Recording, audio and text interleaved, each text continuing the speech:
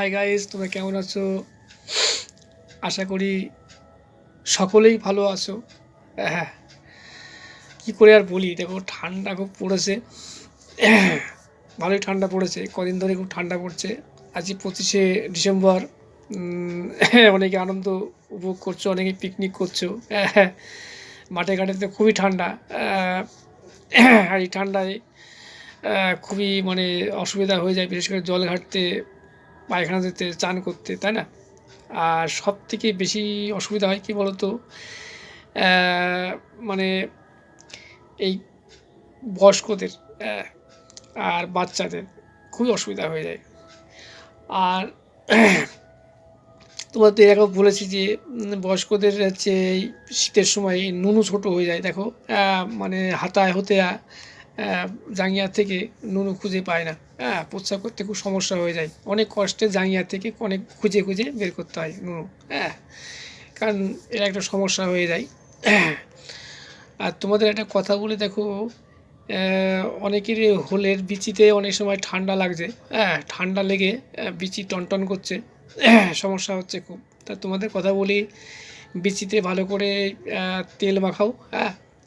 আর একটু tight tweet কোনো জাঙ্গিয়া টাইপের একটু পোশাক পরো।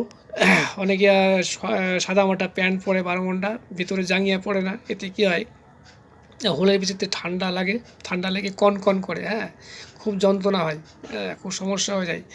তোমরা অবশ্যই সর্ষের তেল এই জাতীয় লাগাবা হোলের বিচিতে, দেখবা বিচিতে খুব একটা যন্ত্রণা হবে না, ঠিক আছে? আর যাদের বিচির রোগ আছে তার কথা বাদ দাও। শিরা যাতে প্রবলেম আছে সেগুলো আমি বলছি না। এই ঠান্ডায় যাদের মানে ঠান্ডা লেগে বিচিতে খুব সমস্যা হচ্ছে তাদের, মানে বিচি টনটন করছে, খুব মানে যন্ত্রণা হচ্ছে, তাদের পক্ষে বলছি সর্ষের তেল ভালো করে মালিশ করো। ঠান্ডা লাগাবা না, একটু টাইট টুইট একটু প্যান্ট জাতীয় পরো। বিশেষ করে জাঙ্গিয়া পরতে পারো, অসুবিধা নেই। কারণ শীত তো ভালোই পড়েছে, ঠিক আছে? আর ছানটা যারা বয়স্ক লোক তাদের বেশি ছান না করাই ভালো, 1-2 দিন পর পর করতে পারো, অসুবিধা হবে না এতে। আর অবশ্যই ছান করার আগে তেলটা মাখবে, ঠিক আছে? বিশেষ করে সর্ষের তেল।